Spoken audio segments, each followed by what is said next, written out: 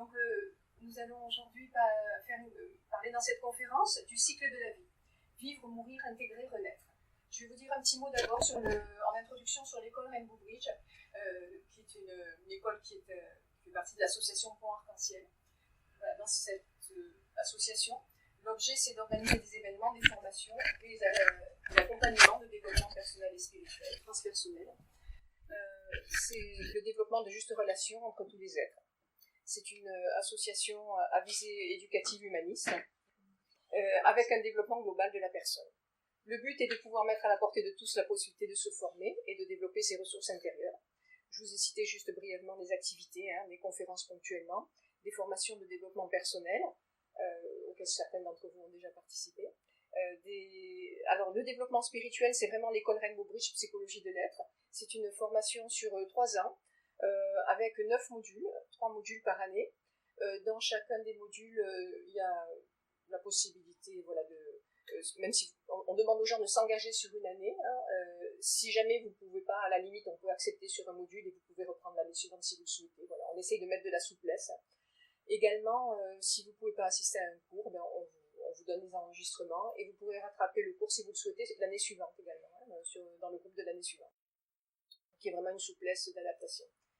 Les intervenants, nous sommes 6 intervenants, donc Patrice et Frédéric Brasseur ici présents, qui ont une très très grosse expérience de la psychosophie, qui enseignent depuis plus de 30 ans dans ce domaine, et qui apportent une richesse extraordinaire dans l'association, on les remercie beaucoup. Également Michel et Marc Matina, qui interviennent également, dans également une expérience très importante en psychosophie, et Vincent Classens et moi-même. Vincent Classens a une grosse expérience dans la psychosynthèse. Il a fait toute la formation en psychosynthèse du docteur Roberto Assagioli à l'Institut français de psychosynthèse. Et on a tous une expérience également en psychologie. On a tous une expérience dans le domaine de la méditation, la spiritualité, un long chemin. Également, on propose des accompagnements individuels et de la relaxation corporelle. Ça, c'est Vincent qui fait ce genre de choses. Oui, c'était juste une petite parenthèse. Alors, nous allons commencer avec, sur le cycle de la vie. Il y a d'abord le cycle de la vie dans la nature. Parce qu'en fait, le cycle de la vie, c'est pas que l'être humain, bien entendu. L'être humain, il fait partie d'un tout. Il fait partie d'un tout planétaire. Donc, il y a aussi bien, tout d'abord dans la nature, avec l'aspect les végétaux. Là, j'ai représenté ce qu'il y a chez les végétaux ou chez les arbres, voilà, d'une façon générale. Au départ, on a une graine.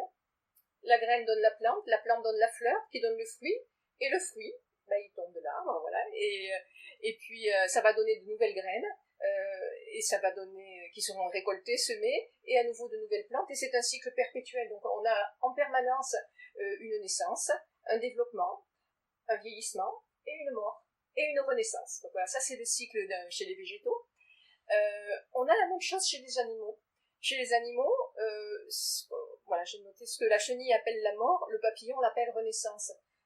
La chenille, quand elle est dans son cocon, elle n'a absolument aucune idée de ce qu'elle va vivre avant en tant que papillon. Enfin, on suppose, je ne suis pas dans le cocon, mais voilà, du coup, en revanche, elle va tellement se transformer que ce qu'elle devient en tant que papillon n'a plus aucun rapport avec ce qu'elle était en tant que chenille.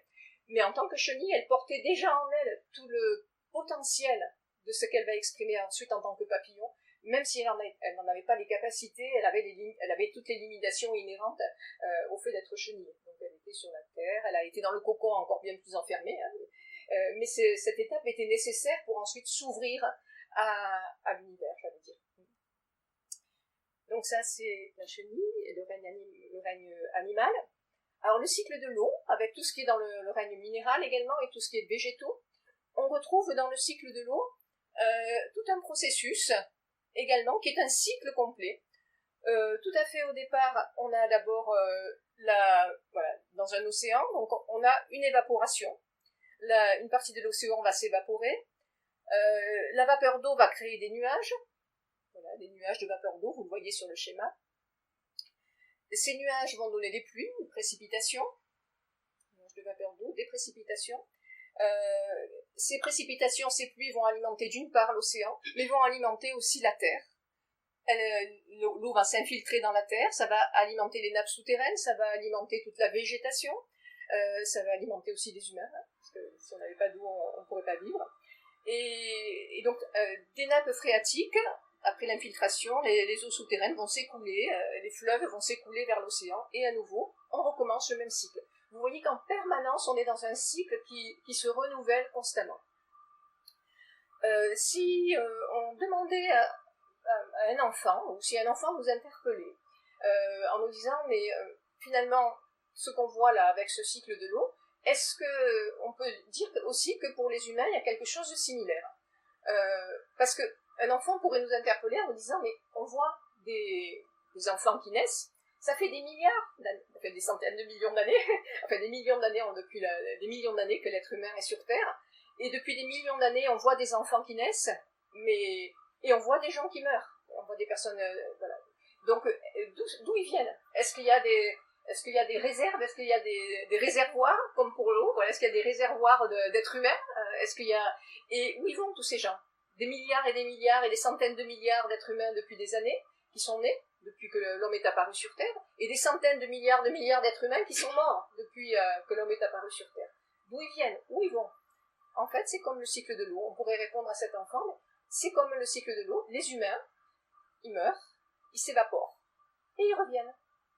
Et en fait, c'est tout le processus qu'on a pu nommer la réincarnation ou renaissance, hein. Et on va évoquer des choses par rapport à ça, par rapport au lien avec l'être humain, mais c'est juste pour vous situer comment l'être humain est simplement un élément parmi d'autres sur la Terre. Ce qui se produit pour l'eau, ce qui se produit pour les minéraux, pour les végétaux, pour les animaux, ça se produit aussi pour l'être humain. Il y a un cycle pour tout. Alors, pour aller aussi au-delà, il y a le cycle de vie des étoiles. On a parlé sur la Terre, mais dans l'univers tout entier également, c'est le même processus. On a en permanence un cycle de naissance. Voilà, c'est un nuage de gaz où naissent les étoiles. On sait qu'il y a dans l'univers des endroits où il y a des nuages de gaz qui sont on appelle ça des nurseries pour les étoiles. Hein. Donc ces nuages de gaz où naissent les étoiles, on va avoir ensuite de jeunes étoiles qui vont sortir de leur cocon, comme l'enfant qui naît. C'est exactement le même processus, hein. Enfin, au niveau des étoiles, hein, mais je veux dire symboliquement, c'est le même processus. Des jeunes étoiles qui vont naître, sortent de leur cocon, qui vont donc se développer, comme un être humain qui va se développer, avec des étoiles d'âge, de couleurs variées, hein, de différents types. Et puis les étoiles vont vivre toute leur vie, et elles arrivent à la fin de leur vie, et c'est ce qu'on appelle une nébuleuse planétaire. C'est la mort d'une étoile, comme le Soleil. C'est que ça devient une géante rouge, et puis ensuite, voilà, le Soleil disparaît. Ça devient à nouveau un nuage de gaz, enrichi et prêt à former de nouvelles étoiles, qui s'est enrichi de toute l'expérience de ce qu'il a vécu, de tout ce qu'il a traversé pendant tout son cycle d'incarnation et son cycle de vie, on va dire. Donc ça, c'est le cycle du vie, c'est le cycle du vie d'une étoile, d'un soleil par exemple, de notre soleil, comme nous on vit notre cycle. Voilà. Sur un temps évidemment des millions d'années et des milliards d'années pour le soleil, hein, alors que notre cycle à nous d'êtres humains est bien sûr beaucoup plus court. Mais le processus est le même, et vous le voyez depuis l'animal qui va vivre juste 24 heures, hein, jusqu'au soleil aux étoiles qui vivent des milliards d'années, on retrouve toujours le même processus dans l'univers. Alors voilà, c'est ce que je vous avais représenté ici. Vous l'avez ici, vous l'avez aussi là-bas pour le voir mieux. Hein. C'est un élément fondamental. C'est un cycle à 4 temps. C'est tout le cycle d'incarnation, tout le cycle de la vie. Voilà, c'est le cycle global de la vie qui est représenté ici. Alors, j'ai pris cette diapo hein, sur des conférences qui ont été faites par Patrice et Frédéric Brasseur. Donc je me suis beaucoup inspirée d'eux par rapport à cette conférence, je vous en remercie. Du coup, vous retrouvez dans ce cycle à 4 temps 4 grandes phases. Les grandes phases du cycle de la vie. Il y a d'abord un cycle de vie terrestre, la vie sur Terre. C'est le cycle qu'on vit dans une vie humaine. Voilà. On a ensuite la deuxième phase qui va être une phase d'élimination. La troisième phase, une vie d'âme. La quatrième phase, une phase d'élaboration quand on revient. Alors, il y a des points de passage chaque fois, 4 points de passage quand on passe d'une phase et d'un état à un autre. Quand on est dans la vie terrestre, on va développer toute notre vie depuis la naissance, effectivement, jusqu'à la mort. Il va y avoir ensuite un point de passage qu'on appelle la mort, avant d'aller vers le cycle d'élimination. Ce qui est intéressant de noter, c'est que chaque fois qu'on meurt à un état, on naît à un autre état. C'est une naissance à un autre état. Je meurs à la vie terrestre pour renaître dans d'autres dimensions, dans d'autres états de conscience. En fait, des états de conscience qui sont plus larges, on va dire. Donc c'est un processus ensuite d'élimination de tous les corps, physique, émotionnel, mental. Et quand on a fini d'éliminer tous ces corps, on passe par un nouvel état de passage qu'on appelle la libération. La libération, c'est le moment où tous nos corps, physiques, émotionnels et mentaux, ont été éliminés, et on est alors dans ce qu'on appelle la vie d'âme, où on va vivre pleinement cet état, qu'on va développer tout à l'heure. Et vous voyez que chaque fois, quand je vis la vie d'âme, je meurs effectivement à l'état encore incarné, pour aller vers un état désincarné, effectivement. Et il y aura ensuite un nouvel point de passage qui sera une impulsion qui va faire qu'à un moment donné, sur son propre plan, l'âme décide de se réincarner, de revenir. Et pour ça, elle va lancer tout le processus d'élaboration qui va consister à reprendre progressivement un corps mental, un corps émotionnel, un corps physico-éthérique, et c'est le processus à nouveau qu'on appelle la naissance. Donc là, vous voyez qu'à nouveau, on meurt à cet état désincarné pour naître à un état incarné. Chaque fois, on meurt à quelque chose pour naître à autre chose. Et le processus recommence. C'est le grand cycle de la vie.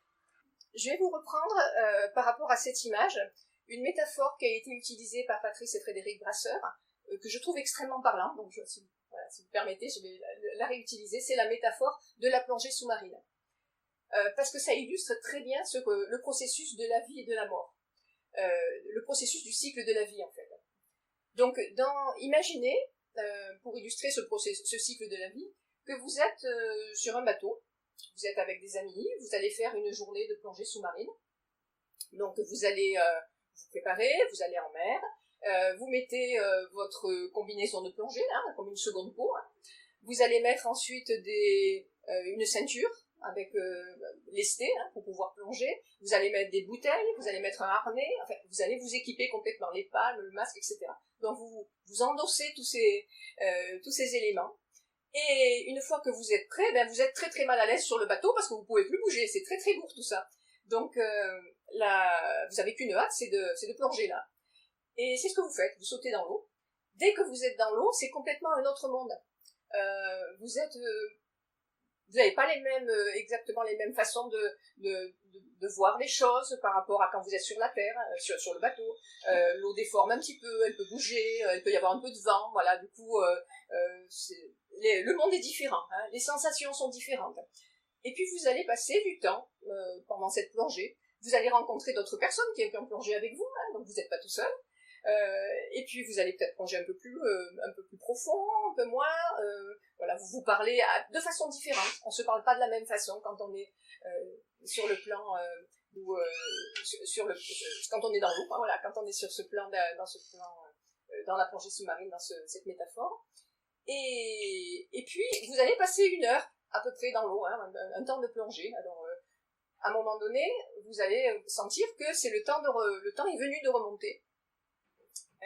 Le cycle s'est déroulé, il va falloir remonter par paliers, donc vous allez suivre toutes ces phases de décompression pour vous rapprocher de la surface, même si vous étiez très profond, petit à petit, tout doucement, vous vous retirez de ce milieu liquide, et vous allez vous rapprocher du bateau. À un moment donné, vous commencez à voir, hein, quand vous êtes presque près de la surface, vous commencez à voir le bateau, vous commencez à avoir une image déjà de ce qui se manifeste, une idée de ce que vous allez vivre à nouveau, et puis vous allez remonter sur le bateau. Donc on vous aide à monter, hein. Et quand vous êtes sur le bateau, vous allez enlever tous les différents éléments que vous aviez mis auparavant. Donc vous allez enlever les bouteilles, les palmes, le masque, tout ça, et vous vous sentez tout à fait dans un autre univers à nouveau que vous connaissiez déjà, mais que pendant la plongée vous aviez un petit peu peut-être oublié, pris que vous étiez dans cette plongée, dans ces sensations différentes. Et vous retrouvez bien sûr sur le bateau tous vos amis. Vous n'êtes pas seul, bien entendu. Et quand vous êtes sur le bateau, vous allez voir le ciel, l'univers, un horizon totalement différent de ce que vous aviez quand vous étiez dans l'eau. Et quand vous voyez tous ces aspects, vous avez une vue beaucoup plus large que ce que vous aviez avant au fond de l'eau. Quand on revient donc à la surface, on est dans un autre monde. On a le même processus qui se produit dans une vie humaine. En fait, le moment où on est sur le bateau, c'est le moment où on est dans cette, voilà, on est d'abord dans cette vie d'âme et on va avoir l'impulsion pour descendre. L'impulsion, l'élaboration, c'est le moment où on va mettre en place et vêtir tous les habits nécessaires pour la plongée sous-marine. Quand on va plonger, le moment où on plonge dans l'eau, on est dans l'eau, ça y est, c'est la naissance. C'est le moment où on rentre dans l'eau. La vie terrestre, c'est la même, c'est ce qu'on vit quand on est au fond de l'eau, ça dure. Le temps, ça va durer 1 heure. Et après, il y a le processus de la mort, dans une vie terrestre, pour utiliser cette métaphore. Le processus de la mort, c'est le moment où je sors de l'eau. Je quitte l'élément liquide dans lequel j'étais, et où je vais enlever, dans le processus d'élimination, tous les éléments, tous les habits que j'avais pour la plongée sous-marine. Voilà. Et la vitale, c'est quand je suis bien sûr en dehors. Alors, s'il y a un élément intéressant, c'est que, mettons que vous fassiez de la plongée 1 fois par semaine. Pendant ce temps, vous avez passé 1 heure dans l'eau. Mais après, une fois que vous êtes sorti de l'eau, vous allez passer 167 heures, puisqu'il y a 168 heures dans une semaine. Vous allez passer 168 heures dans lesquelles vous n'êtes pas dans l'eau. Autrement dit, le temps où vous êtes dans l'eau, dans la métaphore, c'est la vie terrestre. Donc vous allez passer 167 heures de votre temps en dehors de l'eau. C'est-à-dire sur les autres plans. Voilà, tout ça, ça va prendre 167, l'équivalent dans la métaphore de 167 heures. Donc on passe beaucoup de temps en dehors de notre vie physique, de notre corps physique, en dehors de la vie terrestre. Un autre élément, je vous ai parlé du corps physique, émotionnel et mental. C'est un élément important, c'est que nous avons tous plusieurs corps. Le corps des émotions, alors le corps physique, le corps énergétique, le corps d'énergie, le corps émotionnel ou des émotions, le corps mental concret, et encore d'autres corps qu'on va voir tout à l'heure. Il va falloir se libérer des corps énergétiques, mental et émotionnel et mental concret, et pas seulement que du corps physique. Donc on va revenir là-dessus tout à l'heure. Au moment de la mort, le moment de la mort, c'est le moment où nous quittons notre corps physique. Nous sommes plus, notre conscience quitte le corps physique. Mais au moment de la mort, on ne quitte que le corps physique. On ne quitte pas encore le corps émotionnel, et le corps énergétique, le corps émotionnel et le corps mental concret. C'est-à-dire que ces autres corps, on va les éliminer dans cette phase-là d'élimination. Donc, en fait, au moment de la mort, il y a uniquement cette notion, je quitte le corps physique, mais ma vie est très semblable, ma conscience est très semblable à ce qu'elle était avant cette minute où j'ai quitté le corps physique. On va commencer les cas, voilà, les différents temps. Voilà. Je l'ai mis sur un schéma, c'est les 4 temps, hein, les 4 temps et les points de passage. Je les ai mis sur un schéma, de façon à ce que vous puissiez vous référer, parce qu'on va les dérouler les uns après les autres. Alors, le cycle de la vie terrestre, tout d'abord, voilà. Je vais y passer assez brièvement, parce que finalement, on n'est pas là pour approfondir particulièrement ça aujourd'hui, puisqu'on va voir l'ensemble du panorama. Ça pourra peut-être faire l'objet d'une autre conférence l'année prochaine. Donc, le cycle de la vie terrestre, très brièvement, on a d'abord des phases qui se déroulent. Alors, les cycles des planètes vont avoir un impact sur le déroulement d'une vie terrestre. On parle notamment du cycle de Saturne. Saturne, qui est une planète qui a un cycle de 29 ans, qu'on peut dérouler en 4 temps, à peu près 7 ans chacun, hein, et qui vont rythmer donc du coup le rythme d'une vie. Alors il y a d'autres planètes qui interviennent aussi, il y a Jupiter, il y a Uranus également. On ne va pas développer aujourd'hui, c'est pas le but, hein, mais je vous l'évoque quand même parce que ça fait partie des choses. Voilà, le cycle d'une vie humaine aussi, à l'intérieur d'une vie terrestre aussi, il y a des cycles. Donc d'abord on a le cycle de le développement physique de 0 à 7 ans. J'ai choisi de me baser sur Saturne essentiellement là, sur ce cycle de Saturne, parce que Saturne est une planète qui va structurer, qui va amener des responsabilités croissantes, des réponses. Voilà, donc 0 à 7 ans le développement physique, 7 ans à 14 ans on va avoir le développement émotionnel chez un enfant. Hein. Du coup on voit que c'est l'âge où se développe toute la sensibilité émotionnelle. De 14 à 21 ans il y a un plein développement du mental, le mental concret. De 21 à 28 ans, voilà, on a une phase de structuration de la personnalité. je vais commencer à construire mes bases, je vais commencer à m'affirmer, hein, donc de 21 à 28 ans. Ensuite, on a de 28-29 ans, voilà, c'est le premier cycle de Saturne. On rentre dans une nouvelle phase du cycle de Saturne avec un moment où on a un contact d'âme qui devient de plus en plus prégnant. L'âme, c'est la conscience d'être, c'est l'énergie de conscience d'être. Donc, du coup, de 28-29 ans à 35 ans, je commence à créer, à m'exprimer par rapport à ce que je suis. Je me reconnais de plus en plus en tant que conscience. Je donne une orientation à ma vie. Ensuite, on a de 35 à 40, 42 ans. C'est le moment où je vais exprimer pleinement mes potentialités. Voilà, je crée, c'est souvent le moment où on a une vie de famille, on a un travail professionnellement, on commence à s'épanouir dans le travail, on commence à s'ancrer de plus en plus. Donc ça, c'est entre 35 et 40, 42 ans. Et là, on a, vers 40, 42 ans, on a une certaine phase de réorientation. Entre 35 et 40, 42 ans, je vais travailler à l'extérieur, je suis moi-même, je m'améliore. Hein. Mais voilà, on appelle en psychologie la crise de la quarantaine, ça correspond au niveau planétaire à une phase pleinement de réorientation où on a une autre planète qui rentre en jeu, c'est la planète Uranus, voilà, qui a un cycle sur 84 ans. Et à peu près à la moitié d'Uranus, on a une réorientation vers une phase ascendante d'évolution. Je fais cette courbe, voilà. Hein. Vous voyez, avant, on s'ancrait de plus en plus dans la personnalité. Vous voyez, le geste que je fais avec ma main, on descend de plus en plus, on appelle ça une involution. C'est toujours une évolution quand même, hein, mais voilà, je m'ancre de plus en plus dans ma personnalité. Et là, à partir de la quarantaine, je remonte. Je remonte vers mon essence profonde. Et c'est pour ça qu'on a beaucoup de personnes qui, à la quarantaine, vont se dire, mais j'ai envie de faire autre chose. J'ai envie d'aller plus loin. J'ai envie de mettre un changement dans ma vie. J'ai envie de mettre quelque chose qui est au plus profond de moi. Je sais, il y a quelque chose qui perce. Et on a des gens qui changent de métier. On a des gens qui restent dans le même métier mais qui le font autrement. On a des gens qui vont aller à travers ce qu'ils font hein, dans leur vie personnelle, créer une autre réorientation. Voilà, c'est une phase de réorientation. 40-42 ans.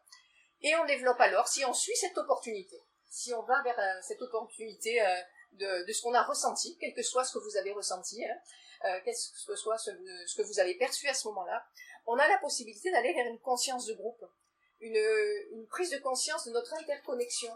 On est connectés les uns aux autres, et c'est quelque chose qui devient de plus en plus prégnant.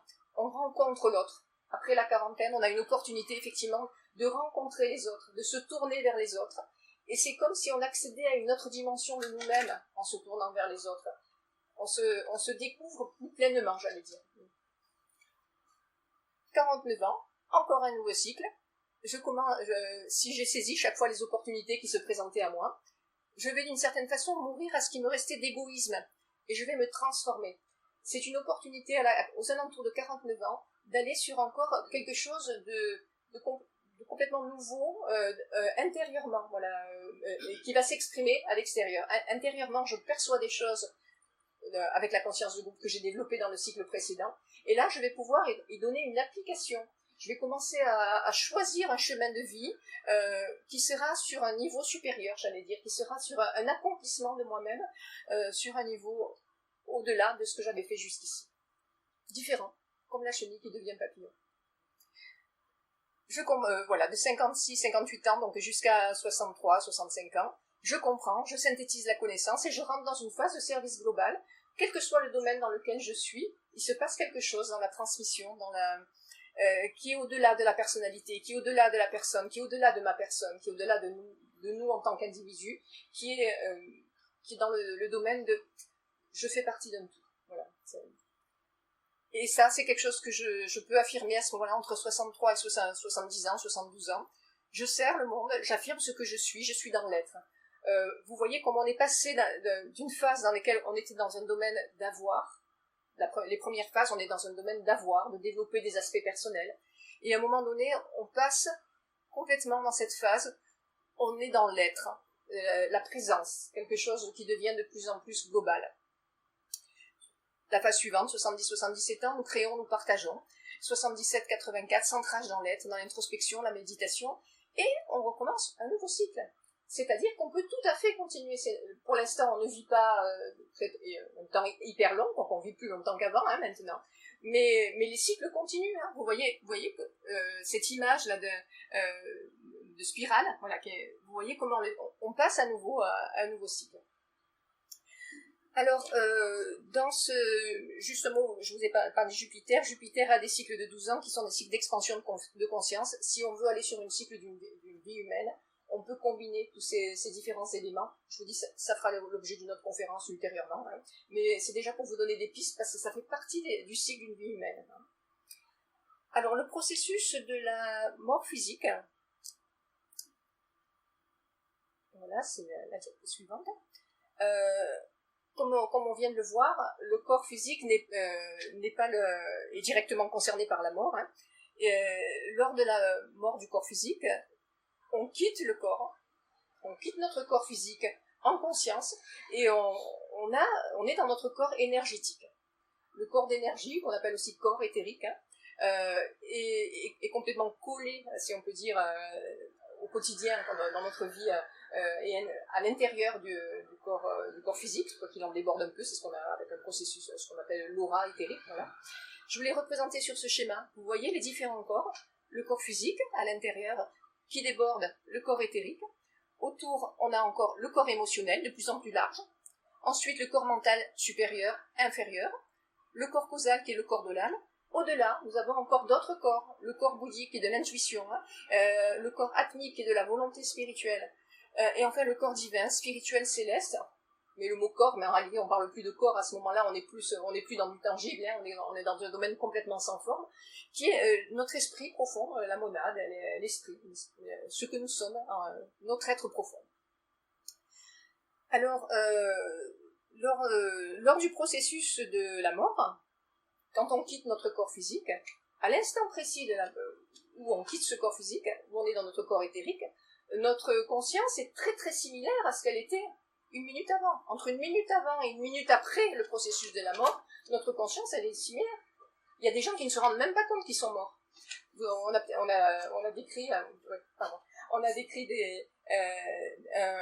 exemple que j'ai lu dans un ouvrage, un monsieur qui était en train de construire sa maison, et en fait il était en train de monter des briques et de monter des parpaings, et il a fait un arrêt cardiaque sans doute, voilà, donc il est mort, et donc tout de suite après ce processus de la mort, il s'en est pas rendu compte, et il a continué lui à monter ses briques. Éthérique, hein, physique, c'était plus physique bien entendu, mais il a continué à monter ses briques, à monter sa maison. Donc il y a beaucoup de gens qui ne sont pas vraiment conscients de ce qui vient de se passer sur le moment. Ils en prennent conscience, hein, mais à l'instant précis, on continue à voir dans le corps éthérique toutes sortes de choses autour de nous, parce qu'il y a une contrepartie éthérique à tous les éléments matériels qu'il y a autour de nous. Alors, ensuite, l'âme va vivifier au moment de la mort, hein, donc c'est ce processus de transition que vous avez là, l'âme va vivifier le corps physique. Tout au long de la vie, l'âme vivifie le corps physique par ce qu'on appelle le sutratma, ou corde d'argent. La corde d'argent, ou le sutratma, prend son ancrage dans le corps en 2 points particuliers. L'un des points se trouve dans la tête, et l'autre point se trouve dans le cœur. Donc, au moment de la mort, il va y avoir une rupture de ce sutratma, de cette corde d'argent, et donc du coup, les 2 points d'ancrage, dans la tête et dans le cœur, vont se détacher. Alors, il faut savoir que au quotidien, ce qu'on appelle le point d'ancrage dans le cœur, qu'on appelle le fil de vie, ce fil de vie ne va se débrancher qu'au moment de la mort. Il reste branché tout au long de notre vie terrestre. Par contre, le fil de conscience, qui est ancré dans la tête, va se débrancher toutes les nuits quand on dort. On n'est plus conscient la plupart du temps quand on dort, même si on peut faire des rêves, bien sûr, mais on n'est pas conscient de tout ce qui s'est passé pendant toutes les heures de notre sommeil. Donc c'est un processus qui est tout à fait courant, mais il reste... voilà. Alors, lorsqu'il est temps de mourir, que se passe-t-il? Voilà, puisqu'on est dans ce processus là maintenant de la mort. Quand l'âme décide qu'il est temps de mourir, elle va émettre un son.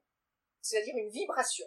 L'âme, sur son propre plan, va émettre un son, une vibration, l'âme qui est nous-mêmes, hein, et ce son, cette vibration, vont déclencher la sécrétion d'un poison à l'intérieur de notre corps. Ce poison n'a pas été découvert, hein, c'est les écrits ésotériques qui nous en parlent. Ce poison est sécrété par la glande pinéale à l'intérieur du cerveau, dont on n'a pas encore découvert toutes les sécrétions. Hein. On découvre tout le temps des choses sur la glande pinéale. Donc voilà, ce poison est sécrété dans le corps. Il est présent. En revanche, il ne va être activé qu'au moment où l'âme décide de partir. Hein. Décide qu'il est temps de rompre le fil de vie, hein, et de quitter le corps physique. Donc, quand ce poison est rendu actif, ça va susciter la rupture du point d'ancrage dans le cœur et dans la tête aussi, bien entendu.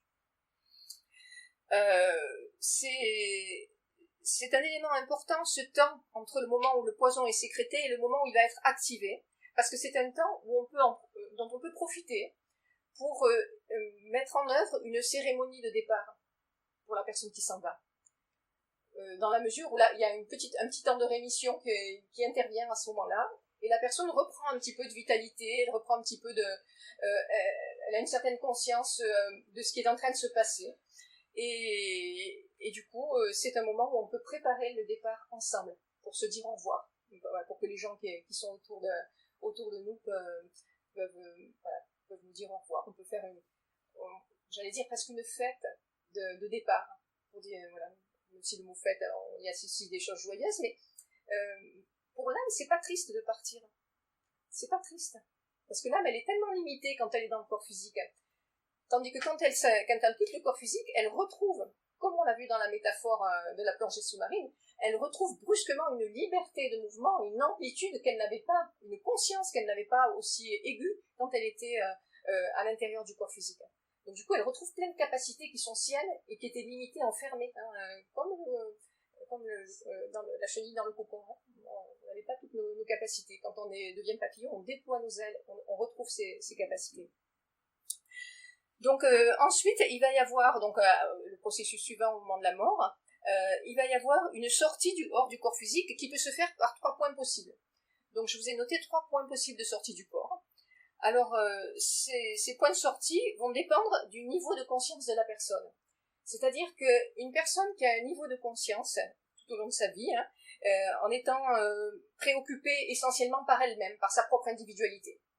Donc c'est des gens qui sont très centrés sur eux-mêmes. Ce genre de personnes, quand ils vont mourir, quitter leur corps physique, ils vont sortir par le plexus solaire. Alors les chakras se trouvent dans le dos, hein, tout le long de la colonne vertébrale. Donc c'est donc le chakra du plexus solaire, là, voilà, la sortie va se faire par le plexus. Chez les personnes qui ont tout au long de leur vie développé des valeurs d'ensemble, de globalité, ces personnes vont sortir par le deuxième point, c'est le cœur. Voilà, c'est des personnes ayant des valeurs d'ensemble. Donc le point de sortie par le cœur. Et enfin, on a une sortie par le sommet de la tête, le chakra coronal, voilà, le sommet de la tête, chez les personnes qui ont développé le mental abstrait tout au long de leur vie, qui ont déjà commencé à connecter quelque part l'âme en conscience, qui se sont connectées à elles-mêmes en conscience. Et du coup, elles ont déjà tracé ce chemin en elles-mêmes, elles peuvent sortir en pleine en conscience, voilà, par le centre du sommet de la tête. Alors, une petite note par rapport au fait qu'il y a une possibilité de revenir, même quand le chakra, enfin, quand le fil du sutratma s'est détaché du cœur, il y a une possibilité de revenir in extremis. C'est ce qu'on trouve dans ce qu'on appelle les expériences de mort imminente, ou NDE, Near Death Experience en anglais. Dans ces expériences de mort imminente, on a encore une attache qui existe encore au niveau des poumons. On a 2 petits chakras qui se trouvent au sommet des poumons. Et ces petits chakras, les chakras ce sont des roues, des centres d'énergie. Hein. Ces petits centres d'énergie restent encore attachés jusqu'à la dernière minute. Enfin, même quand le fil de vie s'est détaché, quand le sutratma s'est détaché, il y a encore ces 2 petits chakras sur les poumons qui sont encore attachés et qui peuvent permettre que même quelqu'un qui est déjà en mort clinique, si on peut dire, peut encore revenir. si son âme en fait le choix. Donc c'est ce que vous avez dû voir des reportages ou des livres sur ce sujet, sur les expériences de mort imminente. À ce moment-là, l'âme réactive par ces deux chakras, et il va y avoir à nouveau un retour à l'intérieur du corps physique.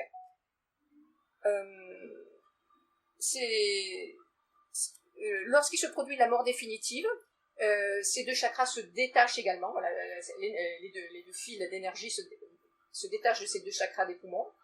Et on a un minuscule choc électrique à ce moment-là, dans le corps, qui pourra, dans la suite du développement de la médecine et de la science, on repérera ce petit moment, ce minuscule choc électrique, mais qui se produit. Il y a des choses qui sont repérables à ce niveau-là. Il y a encore beaucoup de travaux et de recherches à faire dans ce domaine du processus de la mort au niveau médical. Mais on est en train d'explorer des choses, il y a de plus en plus de choses qui sont en train de se découvrir sur le sujet. Alors, juste un élément aussi sur l'influence du niveau de conscience dans ce processus de la mort. Il n'y a jamais, en fait, d'interruption de conscience, et même dans l'après-vie, même si on ne garde pas de souvenir de ce qui s'est passé quand on revient sur le plan physique, même si on n'a pas ce souvenir, en fait, à partir du moment où on quitte notre corps physique, voilà, notre conscience, il y a toujours une continuité au niveau de notre conscience. Alors il y a des gens qui ont un niveau de conscience très bas et qui eux ne veulent pas s'élever parce que quelque part ils sont tellement attachés au sens physique qu'ils vont essayer de rester en contact avec le monde physique. Ils vont pas s'élever pour aller dans le processus d'élimination. Ils vont essayer d'aller contre le processus naturel, on va dire, d'élimination. Et ce sont des gens voilà, ils sont dans leur corps éthérique ou dans leur corps émotionnel ou astral, et ils vont essayer devenir obsédés, activés, se nourrir, on va dire, des sensations que vivent les personnes qui ont les mêmes attachements qu'eux, que ce soit l'alcool, par exemple les gens qui sont alcooliques, hein. Ils vont être tellement attachés à cette sensation qu'ils ont quand ils sont sous l'impact de l'alcool, qu'ils vont essayer de se nourrir des sensations des autres personnes qui partagent le même vice, hein, la même addiction, on va dire, hein. Et donc du coup, ils continuent pas ce processus, ils vont venir essayer de pénétrer à l'intérieur du corps éthérique d'une autre personne fragilisée par l'alcool, hein, par exemple. On prend ce cas-là, mais ça peut être des tas d'autres éléments. L'idée, c'est que les personnes qui sont très attachées aux sensations des sens vont avoir plus de mal à se détacher. Voilà pour le corps physique. On va passer à l'étape suivante, on rentre dans l'élimination. La phase d'élimination, c'est une étape dans laquelle il va falloir éliminer notre corps émotionnel, voilà, énergie, on a parlé du corps physique, énergétique, maintenant le corps émotionnel, puis le corps mental concret, pour permettre ensuite à l'âme de vivre sur son propre plan, de se libérer. Alors, dans notre vie physique, on passe peut-être 99% de notre temps dans notre corps émotionnel et mental concret. On est au quotidien, hein, la plupart du temps qui est dans notre vie, hein, on est en train de ressentir des émotions, on est en train de penser avec notre mental concret, d'élaborer des choses de la vie, hein. Donc on y est déjà énormément dans ce mental concret. Ce qui fait que quand on n'a plus de corps physique, bon, ça ne nous change pas grand-chose finalement, hein, parce qu'on est toujours dans le même monde, on est toujours dans les mêmes idées, dans les mêmes sensations, les mêmes émotions. Alors, qu'est-ce qui se passe? Oui, par contre, un élément, c'est que la sensation du temps va changer, en revanche, quand on n'a plus de corps physique. Parce que le temps est plus subjectif, il ne se déroule pas de la même façon que quand on est sur le plan terrestre, où il est mesuré de façon plus objective, on va dire. Alors, au moment de l'élimination, à l'instant où on quitte le corps physique, on va avoir un flash de vie et une revue de vie. Vous avez peut-être entendu chez les gens qui ont fait des expériences de mort imminente, hein, il y a un moment où, pendant un bref moment, tout le monde a un contact avec l'âme.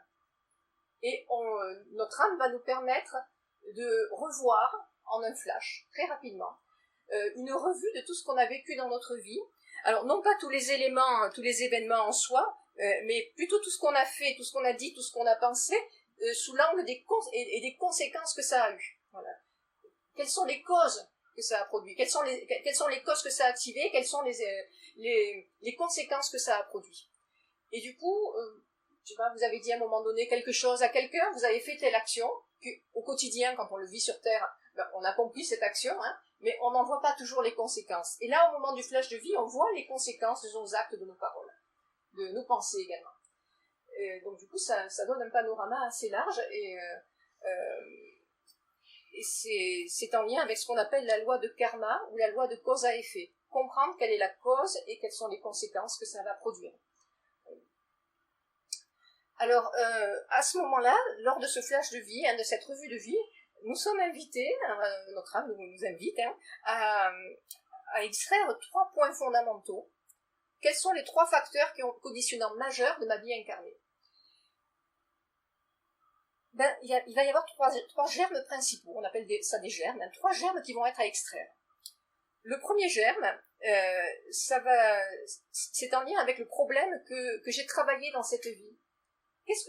La plupart d'entre nous, nous travaillons tous en fait, un problème, peut-être plusieurs même, mais il y a un problème dominant qui va être une ligne directrice qu'on s'était donné pour objet de développer et de travailler dans une vie. Ça peut être par exemple le problème du pouvoir, le problème de la compétition, le problème de la dévalorisation de soi, le manque de confiance en soi, ça peut être le problème de la peur, il peut y avoir plein de problèmes, mais chacun d'entre nous va choisir avant de s'incarner à décider de travailler un certain problème. Et tout au long de notre vie, nous avons tous travaillé, nous sommes tous en train de travailler sur un certain problème majeur dominant.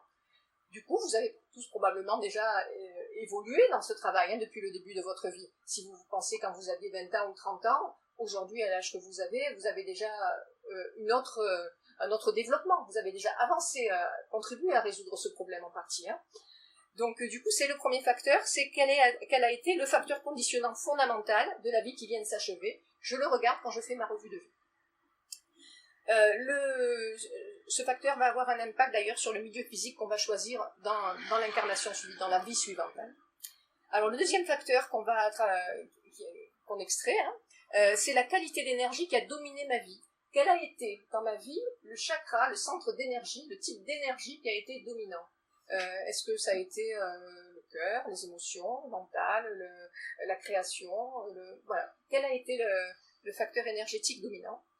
Et enfin, le troisième germe que j'extrais, je vais voir au moment de nous allons voir tous au moment de notre revue de vie, quand ça sera le moment, c'est tout ce qui se rapporte à notre vie relationnelle et affective. C'est-à-dire, quelles ont été les relations que j'ai eues avec les autres. Qu'est-ce qui s'est créé avec autrui sur le plan relationnel et affectif? Comment j'ai relationné avec les autres?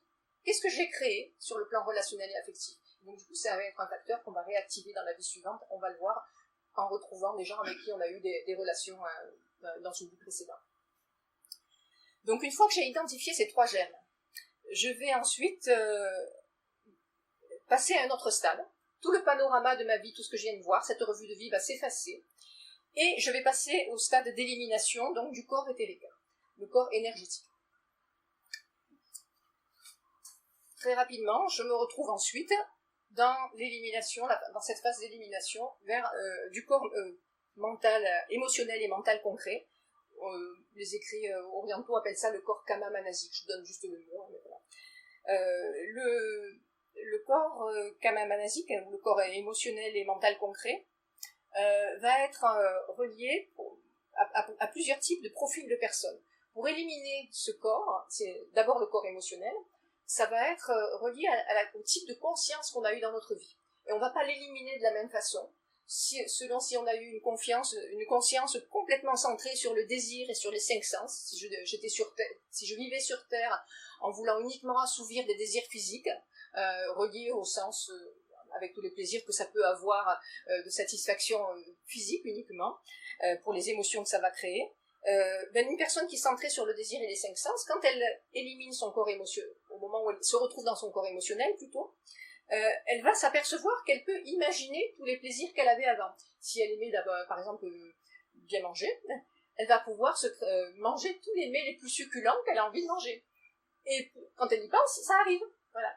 Donc elle va y trouver beaucoup de plaisir, et elle va rester, et aussi longtemps qu'elle est attachée à cet élément-là, elle va continuer à alimenter son corps émotionnel. Elle ne commencera à se détacher de ce monde émotionnel, qui est un monde factice finalement, parce qu'en réalité, elle n'a pas tout à fait les mêmes sensations, puisqu'elle n'a pas un corps physique. Alors elle a l'impression qu'elle a ces sensations, mais ça n'a pas tout à fait le même goût. Donc, à un moment donné, elle va s'apercevoir que c'est factice, qu'elle crée ce qu'elle veut, en fait, hein, et elle s'aperçoit que c'est une forme de mirage, et elle commence à se détacher, petit à petit, de ce corps émotionnel. Alors, chez la personne qui est centrée sur son corps émotionnel, ça va prendre très très longtemps, parce comme elle y trouve tellement de plaisir, elle va mettre du temps à réaliser que c'est factice, que c'est illusoire. Donc il va s'user tout petit à petit, et il va peut-être mettre des dizaines et des dizaines d'années avant de s'user, hein. Donc elle va passer beaucoup de temps dans son corps émotionnel. Une autre personne, deuxième profil de personne, qui va être centrée déjà, bon, voilà, pas seulement sur le désir émotionnel et l'essence, mais sur l'émotionnel avec un mental plus structuré. Une personne qui certes a des émotions, mais qui a aussi une capacité de réfléchir, d'analyser les choses. Voilà, du coup, le mental de cette personne est déjà beaucoup plus structuré. L'élimination va se faire en 2 temps. La personne va d'abord éliminer son corps émotionnel grâce à son mental. C'est-à-dire que sa réflexion, son mental, devient de plus en plus questionneur. Le mental va se dire, mais est-ce que c'est pas comme ça, voilà, mais qu'est-ce que tu ressens là, mais tu vois pas que là, tu crées ce que tu veux, tu penses quelque chose, ça se crée immédiatement, ça te questionne pas, voilà. Du coup, le mental questionneur va contribuer à réaliser que le monde uniquement émotionnel est finalement assez illusoire, quand il n'y a que l'émotion. Et la personne se retire sur le plan mental. Donc elle se détache de son corps émotionnel, elle quitte son corps émotionnel, on meurt au corps émotionnel d'une certaine façon, voilà. Il se dissout, et on se centre, notre conscience se centre sur le plan mental concret. Et là, ma foi, il y a plein de choses qui sont intéressantes à faire dans le mental concret. On s'aperçoit qu'on peut étudier plein de choses, on a accès à des tas de connaissances.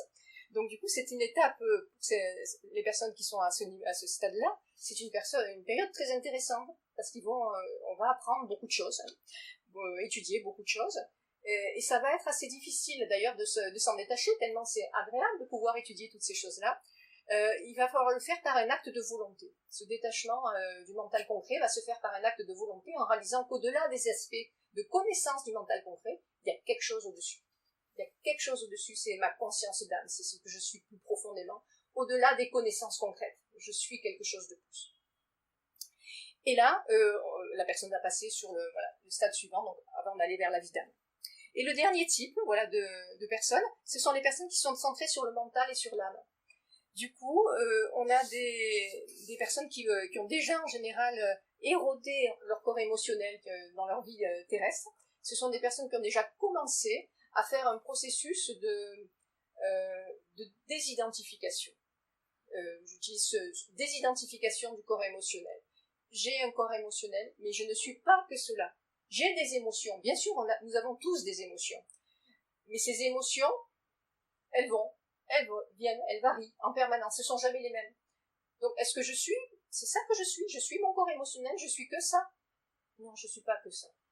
Et ça, c'est quelque chose, quand je commence ce processus de reconnaissance dans ma vie physique terrestre, ça va être un atout immense pour pouvoir se retirer du corps émotionnel, se désidentifier de lui quand on est sur le plan dans cette phase d'élimination, où on est en train d'abandonner notre corps émotionnel.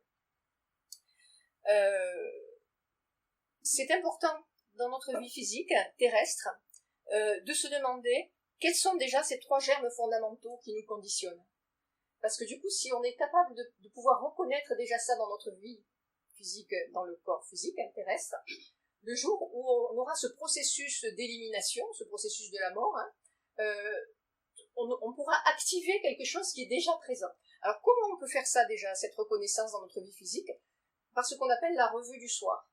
La revue du soir, c'est à la fin de votre journée, à la fin de la journée, avant de s'endormir. C'est juste refaire cette petite revue là qu'on vient de voir avec ces 3 germes. Qu'est-ce que j'ai travaillé aujourd'hui? Tout ce que j'ai dit, tout ce que j'ai pensé, quelles conséquences ça peut avoir? Qu'est-ce que j'ai ressenti? Quels sont les impacts de ce que j'ai dit, de ce que j'ai choisi de faire? Du coup, tout ça, ça va se mettre en place à la fin de la journée, et ça peut nous aider à réorienter des choses. On peut prendre conscience que peut-être ce qu'on a dit à telle personne, ou ce qu'on a fait dans telle circonstance, la façon dont on a organisé notre journée, c'est peut-être pas ce qu'on avait envie au plus profond de nous. Donc peut-être qu'on peut utiliser ce temps de silence, qui est cette revue du soir, pour réorienter nos énergies, faire des choix, en tout cas. Et surtout être capable de prendre ce recul, cette position d'observateur qui est la position de l'âme. L'âme est l'observateur. L'âme est celui qui observe ce qui est en train de se réaliser en nous. Et chaque fois qu'on se met en position de recul, au-dessus, on s'élève au-dessus. Donc du coup, voilà pour la personne qui est centrée sur le mental et sur l'âme, elle va se retirer beaucoup plus vite. Alors du corps émotionnel, elle va s'en retirer très très vite, elle le traverse parfois l'affaire de quelques jours, même peut-être moins que ça. Hein. Le corps... C'est ça. Le corps mental, elle va l'éliminer petit à petit, parce qu'elle a conscience qu'au-delà, il y a le mental abstrait et il y a le plan de l'âme. Ensuite, combien de temps donc ça va prendre le sens du temps n'est pas du tout le même hein, sur le plan intérieur. Et du coup, ça va prendre un temps très, très différent suivant le type de conscience de la personne. Vous avez vu, il y a une personne qui est dans cette phase d'élimination, ça va durer des dizaines d'années, hein, et une autre personne qui a déjà travaillé sur le mental et l'âme, qui va se retirer très vite, et ça prendra peut-être que quelques semaines ou quelques mois, voilà, ça dépend. La phase suivante va être la phase de la libération. La phase de libération, c'est le moment où on a éliminé, ça y est, on s'est retiré de tous les corps, physique, émotionnel, mental, concret, et on va passer à la phase de cette vie d'âme. Alors une citation de Teilhard de Chardin qui nous dit « Nous ne sommes pas des êtres humains vivant une expérience spirituelle, nous sommes des êtres spirituels vivant une expérience humaine. » C'est vraiment un élément à méditer, je crois. On peut prendre juste cette phrase pour la méditer, y réfléchir. Elle est très très profonde. C'est la phase. Alors, ça y est, on quitte donc nos différents corps et on se retrouve sur le plan de la vie de l'âme, à vivre notre vie d'âme, qui est ce que nous sommes profondément, véritablement, dans notre conscience d'être. Nous allons alors avoir, pendant cette vie d'âme, une conscience de l'avenir, parce que le temps n'a pas le même sens. Le passé, le présent et l'avenir sont vus comme un tout. C'est une forme, on peut dire, qui se rapproche de l'éternel présent, j'allais dire, la présence simultanée. Hein. L'âme devient complètement libérée et elle devient consciente d'elle-même. On appelle ça l'ange. On dit que l'âme est l'ange de la présence. C'est pour ça que je vous dis que cette notion de présence est fondamentale. L'âme se retrouve alors complètement réabsorbée hein, dans le monde des âmes. Elle va vivre alors un état de réflexion, un état de paix complète, qui est un état de pleine conscience, de pleine présence. Alors cet état va être vécu différemment selon si on est un être humain peu développé mentalement, voilà, ou si on est quelqu'un de plus développé mentalement, qu'on a davantage développé le mental tout au long de notre vie. Alors chez l'être humain qui est peu développé mentalement, pendant ce temps de vie d'âme, il a effectivement une vision qui est exacte, hein, mais qui reste limitée. Il a du mal à concentrer son attention.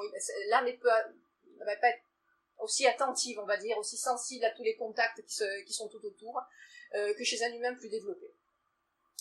Chez un humain qui est plus développé mentalement, cet être humain va passer son temps de vie d'âme dans l'étude des lois de l'univers, par exemple, hein, l'étude des lois des relations, dans un développement constant. Hein, c'est une vie de développement constant, voilà. Hein, donc c'est une vie beaucoup plus active déjà. Hein. Et enfin, chez l'être humain qui a déjà un contact d'âme conscient, parce qu'on a développé ce contact d'âme conscient quand on était incarné, quand on était à l'intérieur de notre corps physique. Parce qu'on a développé cet état d'âme conscient à travers la méditation, à travers non seulement la méditation, mais la façon dont on a vécu les énergies qu'on a contactées pendant la méditation, et comment on les a exprimées dans notre vie quotidienne à travers le corps physique. Parce qu'il ne s'agit pas seulement de contacter les énergies, parce que là on resterait là-haut. Il faut les ramener. Il faut les ramener sur Terre, pour les vivre sur Terre. Et là on accomplit ce qui est notre destin, j'allais dire, notre mission d'âme. Donc l'être humain qui a déjà un contact d'âme conscient va passer ce temps de vie d'âme dans l'étude, dans le service, dans l'enseignement, dans des réalisations pour aider à réaliser une forme de, j'allais dire, à aider à réaliser le plan divin, à aider à réaliser ce qui est notre, ce qui est notre destin, voilà, commun. Bon, là, c'est une, on le vit à cette étape, à ce stade-là. Et alors, à un moment donné, ça va être l'impulsion. L'âme décide qu'il est temps de revenir. J'ai passé beaucoup de temps en tant sur le, j'ai passé du temps dans ma vie de l'âme, mais j'ai encore des choses à faire. Je ne suis pas un être humain parfait. Je le suis en tant qu'âme, mais quand j'étais dans le corps physique, je n'exprimais pas une perfection à travers la substance de mes corps. Donc je vais continuer à évoluer. Et il y a ce processus d'impulsion qui se produit. À cette phase de l'impulsion, l'âme qui est déjà parfaite choisit de s'incarner sur Terre pour ramener ses qualités au sein de la personnalité. Ces qualités d'âme qui sont l'amour, l'unité, la clarté, l'harmonie, la sagesse, etc. Et l'âme va alors préparer sa renaissance avec un but, une mission particulière.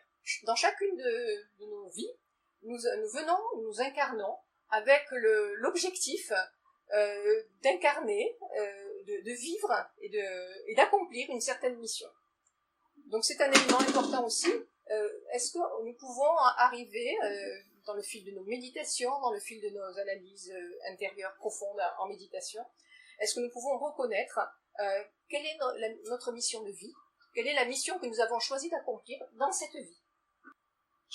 En tant qu'âme, au moment où on a eu ce processus d'impulsion, nous avons tous choisi d'accomplir une mission. L'âme va avoir besoin donc d'exprimer ses qualités à travers la personnalité et à travers les corps, physique, émotionnel et mental concret, pour spiritualiser la matière, la substance qui compose chacun de nos corps, physique, émotionnel et mental concret. Et ça va être tout le travail pour lequel l'âme se sacrifie. J'utilise ce mot de sacrifice, parce que c'est vraiment un sacrifice pour l'âme de revenir dans un corps physique. Voilà, quand on commence ce processus d'impulsion pour pouvoir reconstruire des corps, il faut penser qu'on est en tant que vie, dans une vie d'âme, on est pleinement libre. On peut réaliser toutes les qualités que l'on a, tout ce qu'on percevoir, toutes ces choses des mondes supérieurs, on va dire, des mondes divins.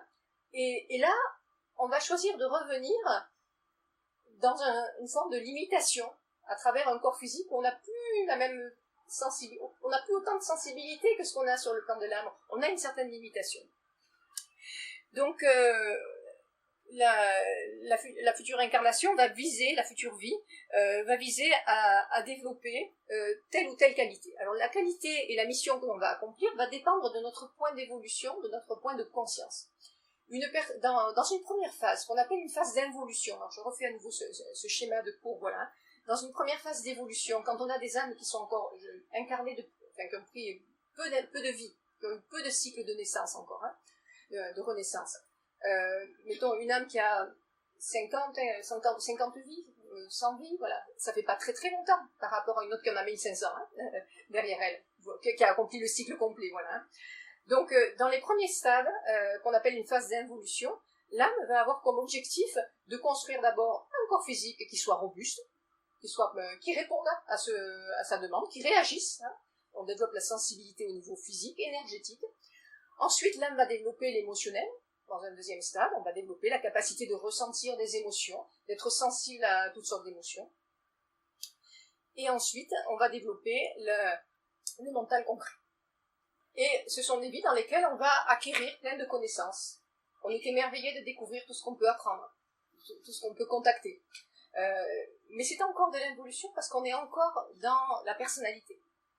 Et puis à un moment donné, la personnalité se structure, physique, émotionnelle, mentale, et elle va se tourner vers l'âme à un moment donné. Elle va se dire, mais il y a autre chose en moi que je ne connaissais pas. Il y a quelque chose en moi, il y a une conscience qui essaye de m'attirer, de m'aspirer, et elle va lever la tête.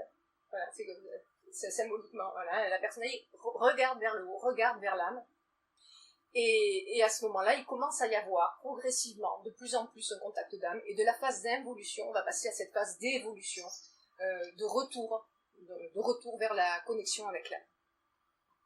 Donc nous pouvons tous essayer de reconnaître dans notre vie dans quelle phase on est. Est-ce qu'on est dans une phase où on est en train de construire notre personnalité, qui est une phase nécessaire et légitime, ou est-ce qu'on a commencé dans une phase d'aspiration à nouveau vers l'âme, vers notre conscience d'être. Et on va avoir alors la phase d'élaboration. Ça y est, on redescend. On va reprendre, on va reconstruire un corps mental d'abord, émotionnel ensuite, éthérique, et enfin un corps physique. Le moment où on prendra un corps physique, ça sera la naissance. Alors dans la phase d'élaboration, il va y avoir plusieurs étapes. D'abord, l'âme va commencer par choisir ses rayons. Les rayons, ce sont des types d'énergie ou des qualités fondamentales qui nous caractérisent. Et chacun de nos corps vibre ou exprime la qualité d'un certain type d'énergie ou d'un certain rayon. Donc l'âme va choisir le rayon qui va qualifier son corps mental, voilà, sa personnalité, son corps mental, son corps émotionnel, son corps énergétique. Donc du coup, ces choix vont être déterminants pour ce que nous allons avoir à accomplir comme mission et comme travail tout au long de notre vie, dans le cycle de vie terrestre qu'on va avoir. Parce que chaque type d'énergie va nous donner une capacité à réaliser notre mission d'âme. Donc l'âme choisit ces types d'énergie en fonction de la mission qu'elle a à réaliser. Si quelqu'un a par exemple une mission où il va aller dans une branche très scientifique, voilà, etc., il va se prendre des types d'énergie qui correspondent à ça. Un chercheur, voilà, je pense quelqu'un comme Einstein, il a choisi des types d'énergie qui correspondaient à ce qu'il allait avoir à réaliser dans sa vie. C'était la mission qu'il avait choisi de vivre, voilà, qu'il avait choisi d'accomplir. Si vous avez comme mission d'aller créer dans une association humanitaire, par exemple, ou de vous engager dans le domaine de la santé, ou vous engager mais vous allez prendre aussi des rayons qui vont correspondre au type de mission que vous voulez accomplir, quel que soit le type de mission qu'on a choisi. Donc c'est une étape importante, choisir les rayons qui vont qualifier nos nouveaux corps. Ce sont nos outils en fait. Quels sont les outils qu'on veut prendre? L'âme va ensuite fixer 3 paramètres astrologiques. Le premier paramètre, c'est la lune. La lune, on l'appelle en astrologie la prison de l'âme. La lune exprime tout ce qui va être nos limitations, c'est-à-dire quelque chose qui est une problématique qui nous vient du passé et dont nous voulons nous débarrasser. Voilà, donc c'est la lune. C'est quelque chose qu'on avait déjà, qui nous vient d'une vie précédente, bien sûr. L'âme va ensuite choisir le signe de naissance, donc le signe du soleil. Alors le signe du soleil, c'est le signe dans lequel notre vie a pris fin dans l'existence précédente. C'est-à-dire si dans votre vie précédente, vous êtes décédé dans le signe du Verseau, dans cette vie, vous allez naître dans le signe du Verseau. La vie, on reprend là où on s'est arrêté. Si vous êtes décédé, quel que soit le signe dans lequel vous êtes décédé, dans la vie précédente, vous allez renaître dans le signe où vous vous êtes arrêté la dernière fois. Donc, du coup, le signe de naissance indique le signe dans lequel on s'est arrêté la dernière fois. Parce que les signes indiquent des types d'énergie, hein. C'est pas un signe, c'est un type d'énergie. Et donc forcément, j'ai arrêté avec cette énergie, je reprends là où je m'étais arrêté, à la vie suivante. Hein. Donc le signe du soleil, c'est le signe qui représente l'énergie fondamentale de notre personnalité, tout ce que nous savons et tout ce que nous avons à développer autant que possible dans la vie dans laquelle nous arrivons. Hein. On reprend là où on s'était arrêté, il n'y a jamais rien de perdu, hein. Tout est enregistré. Le dernier signe, c'est le signe de l'ascendant.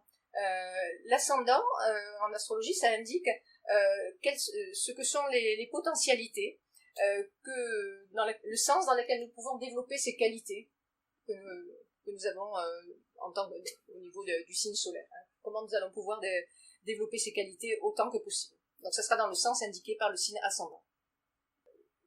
La construction des 3 corps à l'aide des atomes permanents.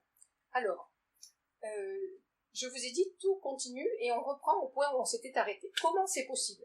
Comment peut-on mourir en quittant différents corps? Mourir d'abord, élimination, voilà. Et comment peut-on reprendre avec les connaissances, les qualités, les capacités que nous avions déjà développées dans notre vie précédente, grâce à ce qu'on appelle les atomes permanents.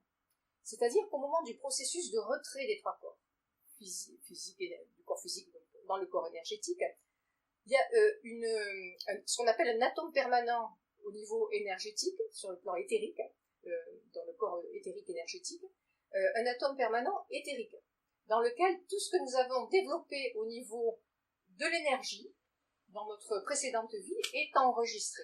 Au moment où on se retire de ce corps éthérique, de ce corps énergétique, tout est enregistré, j'allais dire que c'est codé. C'est comme un codage. Hein. C'est un codage qui fait que le jour où on reviendra et on reconstruira un corps éthérique, il n'y aura plus qu'à réactiver le codage et ça va se remouler comme les imprimantes, vous savez, où on met juste le plastique, hein, et on met le modèle et l'imprimante va nous reproduire à nouveau la forme dont on a mis le plan à l'intérieur. Le principe des nouvelles imprimantes qu'on a trouvées. Donc du coup, au moment de l'élaboration, il va falloir reconstruire ces corps mental, émotionnel et éthérique. Donc l'âme va commencer d'abord par réactiver l'atome permanent mental, dans lequel sont enregistrés tous les niveaux, toutes les connaissances, tout ce qu'on a développé dans la vie précédente et qui a été codé à ce moment-là. Donc il suffit de réactiver pour reconstruire un corps au point où on s'était arrêté. Et on va reconstruire un corps mental concret de la même façon. On a ensuite un corps émotionnel.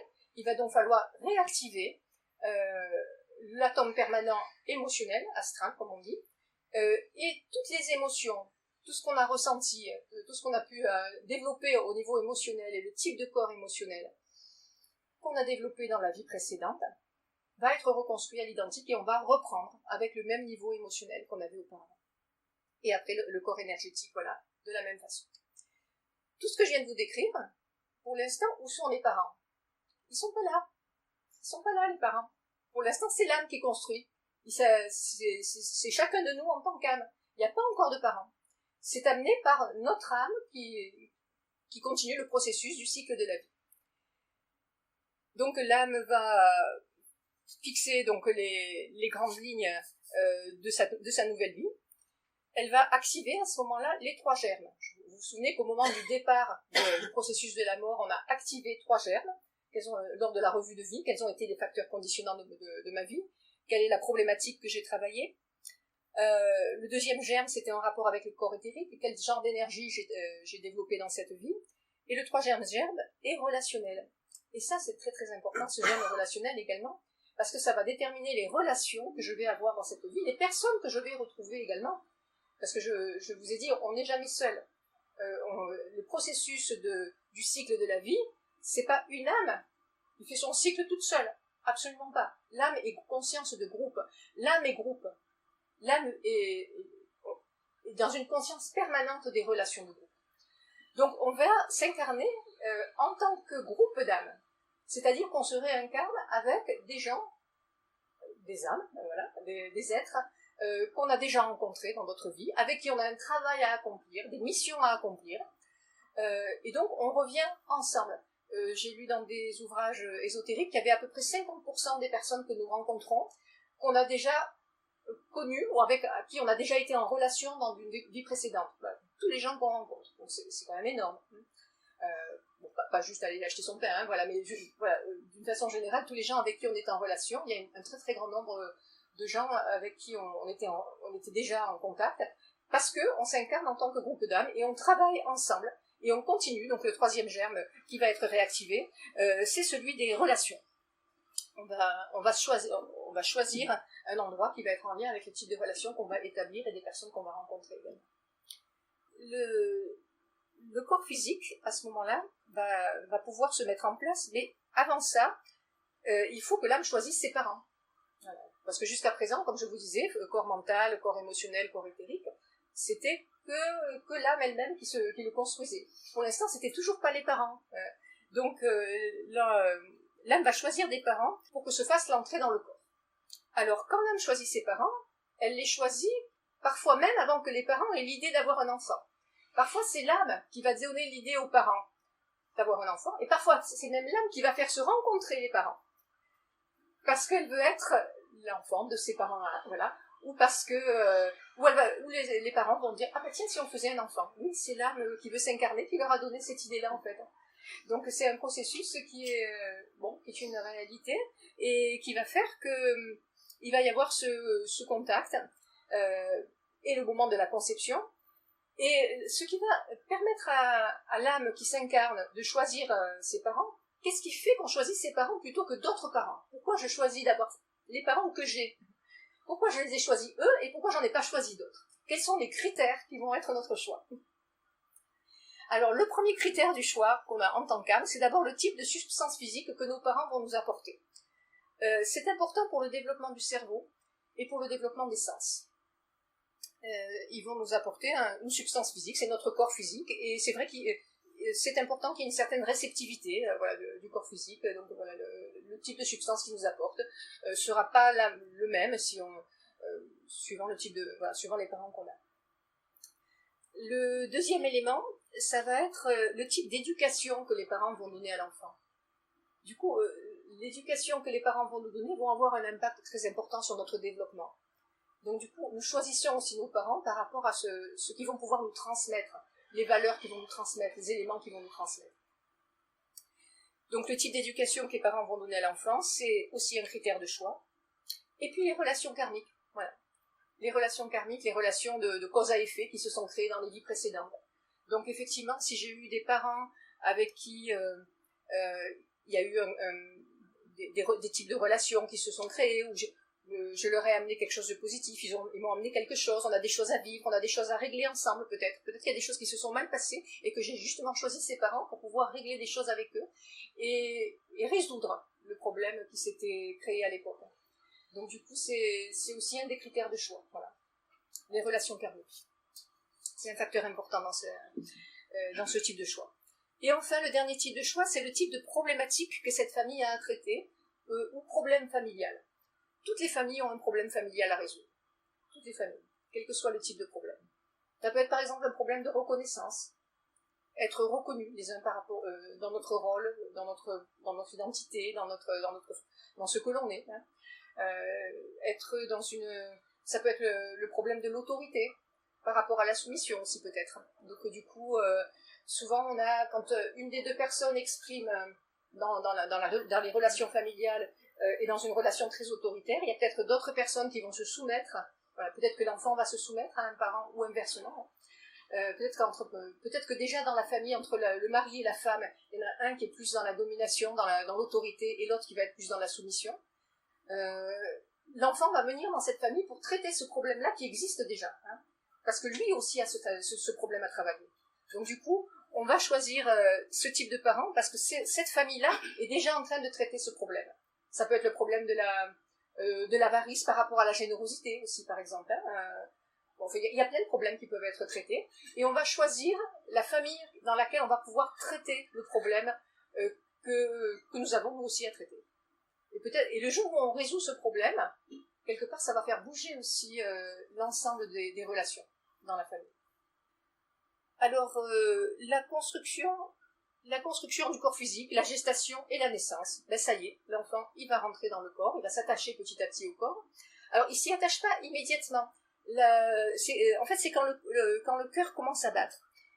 L'ancrage dans le corps se fait à partir du 4e mois, quand le cœur commence à battre. Avant le sutratma dont je vous ai parlé tout à l'heure, le fil de vie qui va s'ancrer dans le cœur, qui va donner vie au fœtus, parce que c'est encore qu'un fœtus, qui devient effectivement l'enfant au moment où le cœur commence à battre, au 4e mois. L'âme, c'est le moment où l'âme s'ancre dans le corps. Avant, l'âme n'est pas encore dans la forme du fœtus, hein.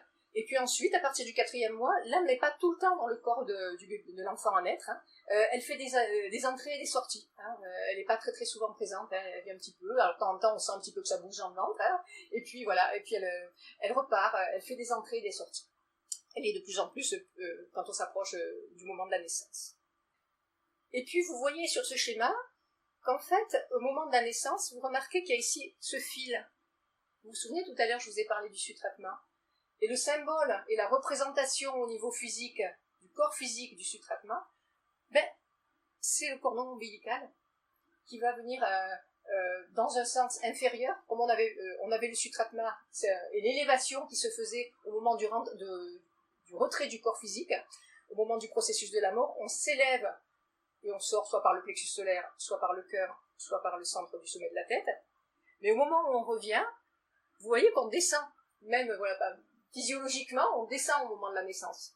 Voilà, cette descente se fait pour renaître effectivement sur le plan physique. Et ça y est, le bébé est arrivé. Et on est arrivé dans ce nouveau cycle, la naissance, et on reprend un nouveau cycle de vie terrestre.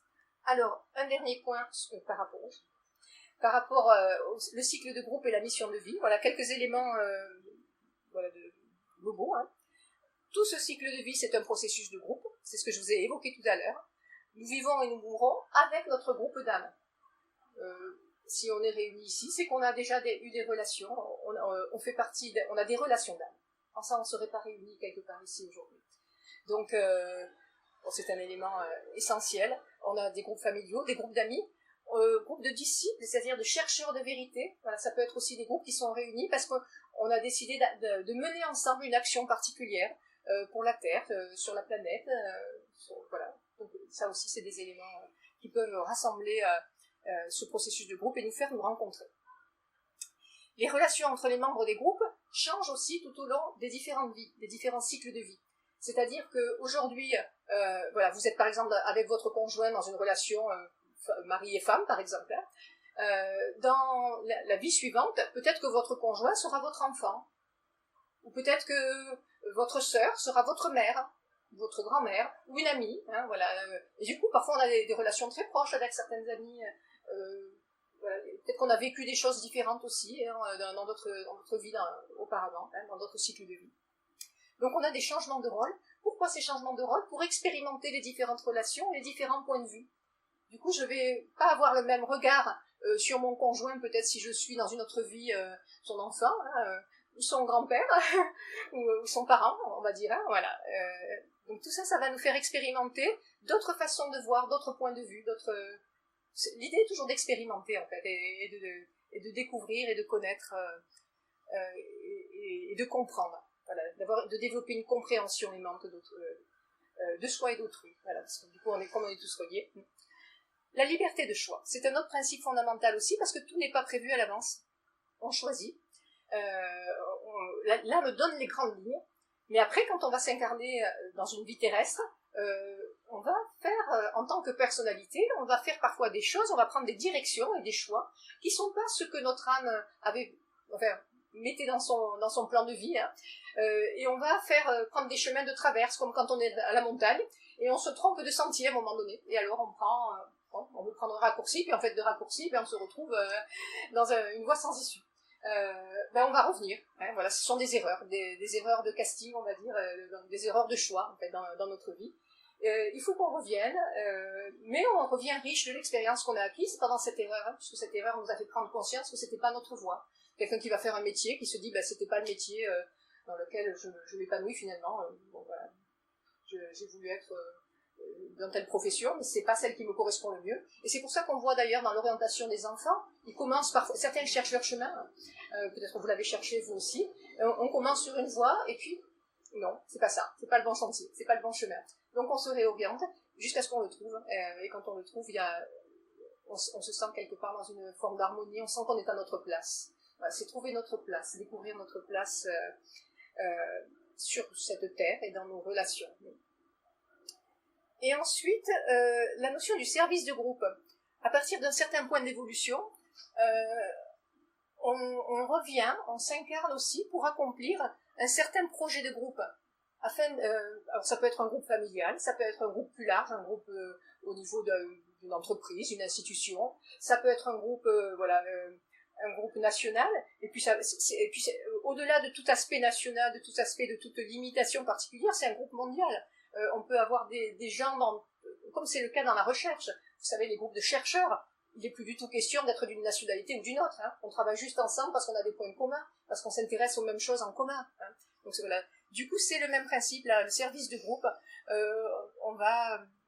Je vous ai cité Einstein tout à l'heure, par exemple, il a été en relation avec des tas de chercheurs du monde entier, et ils ont fait progresser ensemble les choses dans leur domaine. Mais c'est pareil dans tous les domaines, dans tous les sujets. pour amener ensemble un peu plus de l'autre, un peu plus de l'une ou l'autre des qualités de l'âme, qui sont la clarté, l'unité, l'amour. Le but du service de groupe, c'est toujours ça, c'est toujours d'amener ces qualités de l'âme sur la terre. Tant que nous pouvons remplir notre mission, il n'y a pas de raison de mourir. Donc, en fait, on ne mourra pas tant qu'on est en train d'accomplir notre mission. Et notre corps physique va se régénérer, on va pouvoir continuer à vivre, parce que ce qui compte pour l'âme, c'est d'accomplir la mission. Par contre, dès que notre mission est achevée, on s'en va. On n'a plus de raison d'être là. On passe à la mission suivante. Donc, on meurt, on se retire. Et on reprend la mort, le nouveau cycle. Alors, vous allez peut-être me dire, voilà, j'essaye de faire un petit tour de tout ce qu'il peut y avoir sur le sujet. Est-ce que la mort des gens qui sont jeunes, la mort des enfants, est-ce aussi quelque chose qui s'accomplit? Est-ce qu'il y a aussi une mission? Oui, l'enfant a lancé cet ordre de départ, peut-être parce que les conditions dans lesquelles il vivait n'étaient pas propices à son épanouissement et à son accomplissement de sa mission de vie. Peut-être qu'il était dans une situation qui ne lui permettait pas d'accomplir correctement sa mission comme il le voulait, et donc en tant qu'âme, l'enfant a décidé, l'âme de l'enfant, qui est une âme d'adulte en soi, voilà, l'âme elle est pleine, elle n'est pas ni enfant ni adulte, l'âme a décidé de partir pour aller vers un autre cycle. Voilà, du coup, l'âme n'a pas vécu beaucoup de choses, donc elle va partir et revenir assez rapidement dans un autre corps et reprendre dans des circonstances qui seront nettement meilleures ou alors à des outils beaucoup plus adaptés pour pouvoir accomplir ce nouveau cycle et sa mission de vie. Donc, même si on ne comprend pas, si l'enfant, si la personne meurt jeune, voilà, c'est qu'elle avait accompli sa mission, puisqu'elle avait déjà décidé d'accomplir. Quelqu'un qui meurt à 30 ans, peut-être qu'à 30 ans, elle a accompli sa mission. On a des exemples je pense à Mozart, voilà, qui est mort très jeune, mais regardez tout ce qu'il a accompli, en un temps très très court. Donc il avait accompli sa mission, il était temps de partir, de reprendre après vers la découverte d'autres choses. Et voilà, pour d'autres personnes, voilà, pour les enfants, ça peut être aussi d'aller vers un milieu plus propice. Au total, la seule personne qui décide de notre départ, c'est nous-mêmes, c'est personne d'autre. C'est nous en tant qu'âme qui décidons du départ. Et si quelqu'un meurt, c'est que en tant qu'âme, la personne l'a décidé. Alors, une petite conclusion sur cette notion de choix à chaque étape du cycle de vie, c'est ce qu'on a évoqué. Et enfin, le fait que dans le futur, nous reconnaîtrons tous quand notre mission d'âme est terminée. C'est quelque chose qui, par la méditation, se développe de plus en plus. On entendra l'ordre de l'âme de nous retirer du corps physique. Et à ce moment-là, on pourra s'y préparer. C'est-à-dire que le processus de la mort deviendra de plus en plus un événement qui pourra être préparé avec les gens qu'on aime, les gens qu'on a envie d'avoir autour de nous. Et j'ai utilisé tout à l'heure ce mot de fête. La naissance est souvent vécue comme une fête. Voilà, il y a un enfant qui arrive dans une famille, donc c'est vécu comme une fête. C'est pas vécu comme une fête autant par l'âme, parce que l'âme, on voit qu'elle se limite et c'est un grand sacrifice pour elle de s'incarner. Mais par contre, la mort peut être vécue aussi comme une fête dans le sens de la naissance à une certaine libération et où on va continuer à être en contact avec les gens qu'on aime. On ne se quitte pas. On a vu, toutes les incarnations sont en tant que groupe d'âmes. Et par la méditation, on garde en permanence le contact conscient avec le niveau de l'âme. Donc les relations ne s'arrêtent jamais. Voilà, quelques références de livres et de sites. Alors vous avez un livre d'Alice Bailey, une compilation, La mort, la grande aventure. Alors je vous ai mis 2 conférences de Patrice et Frédéric Brasseur. Il y en a beaucoup d'autres. Vous pouvez aller les découvrir sur le site. Elles sont juste splendides. Voilà. Je ne sais pas comment dire autrement. Conférence de 2019-11, Après la mort, la vie. Conférence 2019, la 12e conférence, L'engagement pour la Terre. Je vous ai mis le site, c'est www.psychosophie.com. Vous allez dans l'onglet conférences et vous pouvez explorer les différentes conférences sur les différentes années. Ils mettent les thèmes, Patrice et Frédéric mettent les thèmes chaque fois par année. Il y a un thème à chaque année et 12 conférences chaque année. Et voilà, elles sont en libre accès. Du coup, ils les mettent vraiment très librement, très généreusement en libre accès à tout le monde. C'est un travail fabuleux. Travail fabuleux. Donc, je vous recommande recommande vivement, si vous avez été intéressé par cette conférence, d'aller explorer également un peu plus sur ce sujet. Il y a un auteur qui s'appelle Jérôme Chouanet, il a écrit 4 articles, Apprivoiser la mort par la sagesse de l'âme. Il s'est basé beaucoup sur toutes les conférences de Patrice et Frédéric Brasseur de 2014. Et il a fait une petite synthèse avec des textes sur le sujet. Je lui ai demandé à Jérôme Chouanet de nous écrire un petit article pour le site Pont Arc-en-Ciel. C'est lui qui s'occupe de notre site internet, Jérôme. Du coup, il est adhérent à l'association. Et voilà, il a travaillé, il était accompagnateur de maître de cérémonie, voilà, pour accompagner le départ des personnes qui décèdent. Et du coup, voilà, il a écrit un site Au-delà de mourir. Et enfin, vous avez des livres d'Annie Marquier. Donc, j'en ai cité qu'un, mais il y en a plusieurs. Annie Marquier a écrit un livre, Le pouvoir de choisir, notamment, dans lequel vous allez trouver beaucoup d'éléments. Elle en a écrit d'autres. Le maître dans le cœur, qui est absolument splendide. Et je m'aperçois que je n'ai pas rajouté les derniers livres qui sont sortis des éditions solidaires. Alors, les éditions solidaires ont été créées par un petit groupe, donc Patrice et Frédéric Brasseur particulièrement, avec quelques amis, je crois. Et du coup, ils éditent des livres qui sont complètement centrés même sur la spiritualité, dans un accès, j'allais dire, de spiritualité vécue au quotidien, ancrée sur Terre. Voilà. Et donc, dans des termes très simples, des éléments qui sont complexes, ils arrivent à les faire passer avec une clarté et une simplicité qui est assez exceptionnelle. Il y a peu d'auteurs, à mon sens, qui sont capables de donner autant de clarté et de simplicité dans la transmission d'éléments de connaissances qui en soi sont pas forcément très simples à comprendre. Donc, dans les éditions solidaires, vous allez sur leur site www.psychosophie.com. Vous avez également leur dernier livre qui vient de sortir, qui s'appelle Les chemins de l'évolution. Pensez les chemins de l'évolution.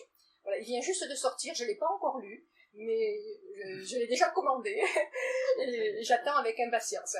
Il y en a un autre, c'est sur les travaux d'Hercule, sur les traces d'Hercule. Voilà.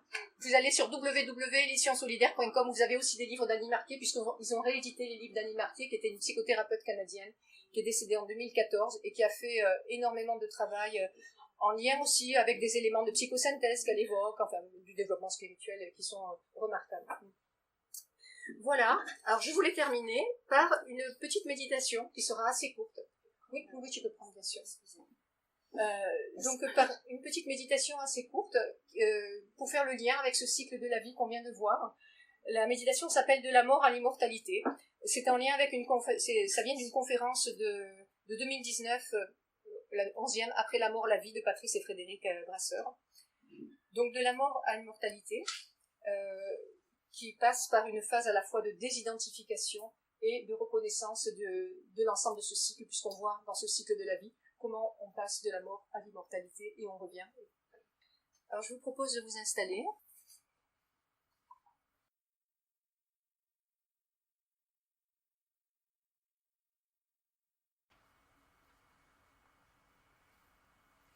Si vous le souhaitez, vous pouvez fermer les yeux.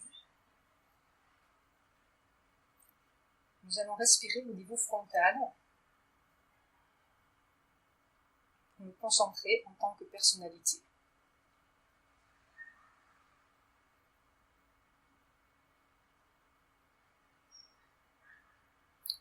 Nous pouvons alors nous interroger sur les significations de ces paroles. J'ai un corps physique, mais je ne suis pas mon corps physique.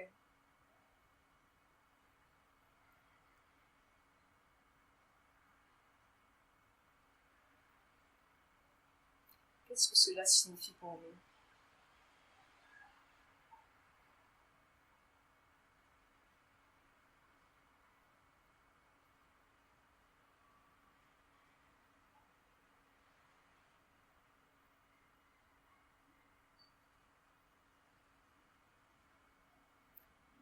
Je peux ensuite passer à la phrase suivante. J'ai un corps émotionnel, mais je ne suis pas mon corps émotionnel.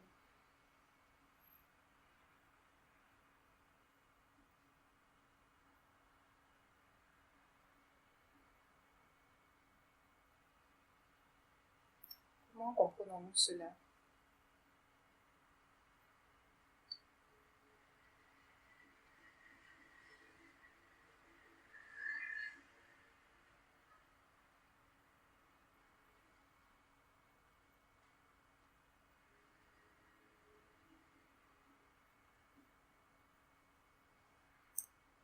enfin, nous pouvons passer au corps mental en reconnaissant j'ai un corps mental, j'ai un mental, mais je ne suis pas mon mental.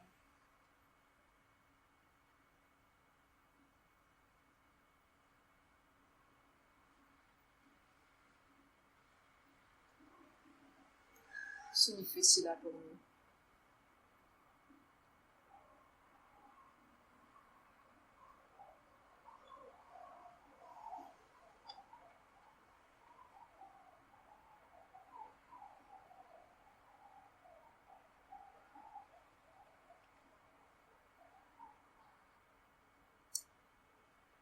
Puis nous pouvons passer par l'intérieur de la tête et remonter par le sommet de la tête en élevant comme un périscope pour traverser les couches des différents corps, éthériques, émotionnels, mentaux, et émerger comme au-dessus d'une brume, comme quand il y a de la brume à la montagne. Et nous pouvons développer ce périscope au-dessus de la brume, de la couche de nuages, pour arriver dans la clarté, dans la lumière, en devenant une qualité essentielle, celle qui résonne en nous, comme un point de lumière ou d'amour.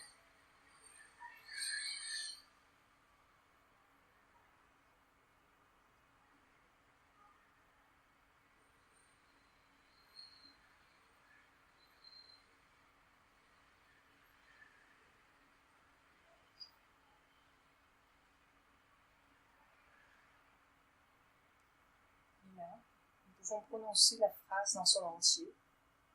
J'ai un corps physique, mais je ne suis pas mon corps physique. Je ne suis pas mon corps émotionnel. Je ne suis pas mon corps mental. Je suis.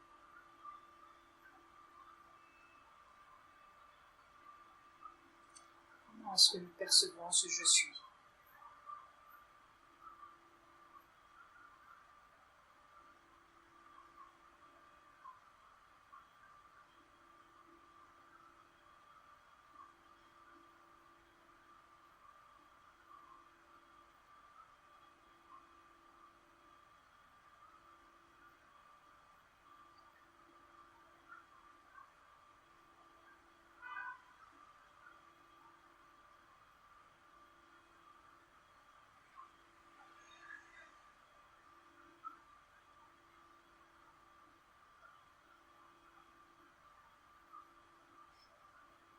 Alors, en temps calme, nous pouvons nous concentrer sur cette phrase.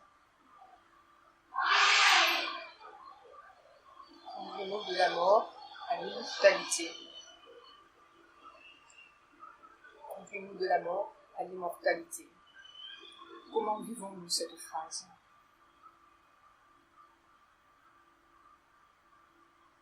Comment résonne-t-elle en nous?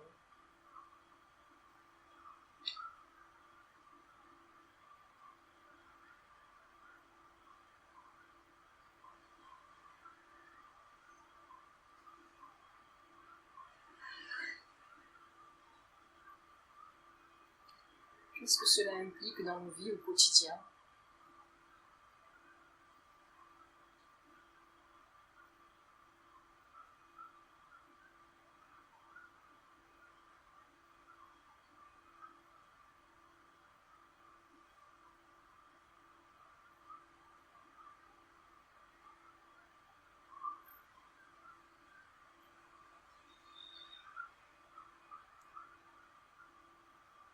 Qu'est-ce que cela implique si nous vivons cette phrase?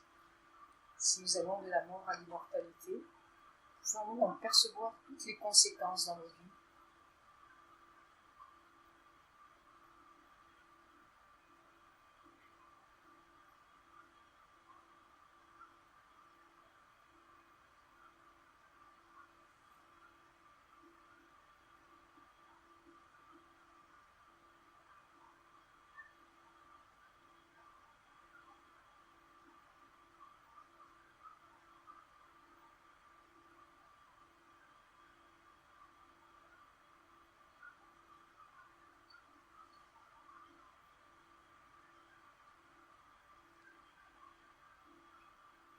simplement toutes les énergies que nous avons perçues jusqu'au plan physique. Et en insistant sur l'expire, nous relâchons tout ce que nous avons connecté au sein du réseau éthérique.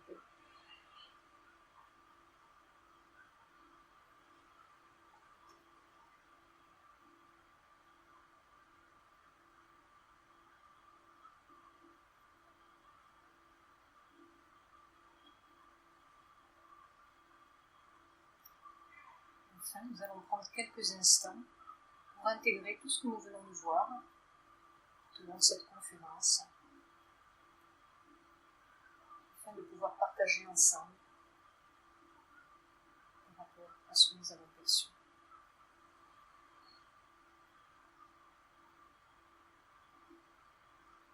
Qu'est-ce qui nous a marqué le plus ?